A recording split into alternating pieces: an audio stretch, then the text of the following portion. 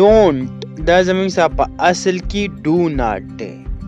didn't دا زمونږ څخه په اصل کې did not دی. زیاترو کسانو ته دا علم نشته چې دا didn't, don't, can't, aren't, isn't آیا دې لفظو دې words ته څه ویلی شي، کمباینلی دې ته څه ویلی شي. یعنی دا زمونږ څخه یو ځان له لفظ دی. لکه فار ایگزامپل can not دا زمونږ څخه د شارټ فارم د دې دی can't. لکه څنګه چې تاسو ته پته ده چې زمونږ څخه کم د انګلیش کم هیلپینګ وربز دی is MR دی was were دی will have has have دی نو دې ته موږ کمباینلی هیلپینګ وربز وایو. دې ته موږ کمباینلی څه وایو؟ هیلپینګ وربز وایو. دغه شان دلته زمونږ سره راغلی aren't لکه د دې اصل کې مطلب دی are not. can't د can't مطلب دی cannot. نو دغه شان can't, aren't, didn't, don't, doesn't دا کم الفاظ دا کم ورډز چې دي آیا دیو ته کمباینلی څه نوم ویلی شي. نو راځئ د دې په باره کې زده کړه کوو چې دې ته کمباینلی څه ویلی شي.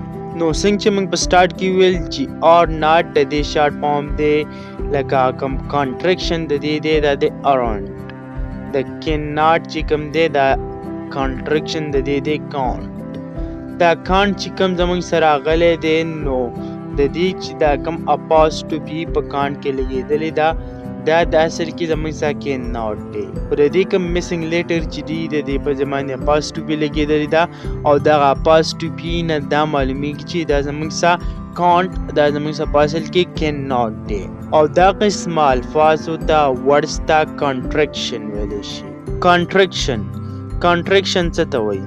contraction اصل کې د contract نه راوتی. د contract مطلب دی make smaller. که ستانه څوک ته پوښتنه وکړي چې contraction څه ته وایي ته ورته داسې وایي په جواب کې چې contraction دا د contract نه راوتی او د contract مطلب دی make smaller یعنی یو چیز وړوکی کول small کول.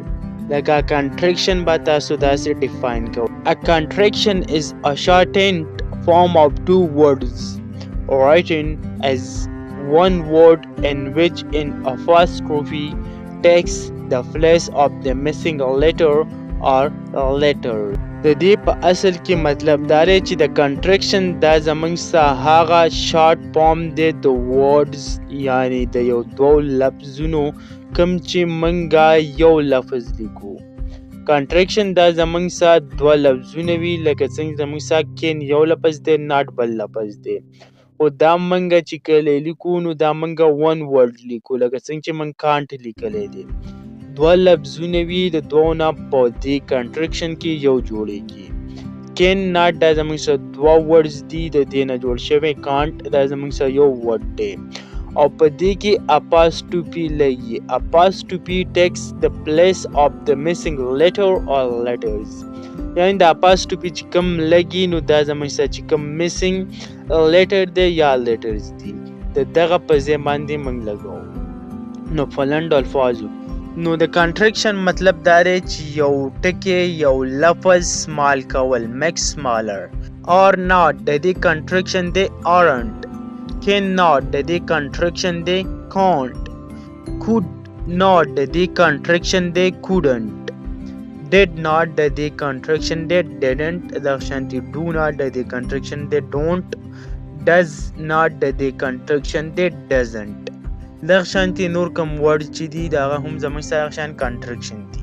نو په اسانو لفظو کې تاسو سمپلی دا یاد کړئ چې د contraction مطلب دا دی چې کله موږ یو دوه words یعنی د یو دوه ورډزونه یو ورډ جوړ کو د دوه لفظونه یو لفظ جوړ کو او په دې یو لفظ کې چې کوم missing letter وي یا letters وي د دغه په ځای باندې موږ apostrophe ولګو نو دغه ته ویل شي contraction. په دې اگزامپلو کې تاسو وکړه. راځئ د دې یو څو اگزامپلو ته هم وګورو.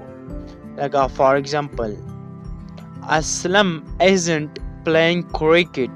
اسلم isn't playing cricket د دې اصل کې مطلب دی اسلم is not playing cricket. اسلم کرکټ نه کوي. we aren't available today. منګه نن نو موجود. we are not we are not, we aren't available today. She doesn't come here. She does not, yeah, she doesn't come here. He didn't write a letter. He didn't write a letter. He did not write a letter.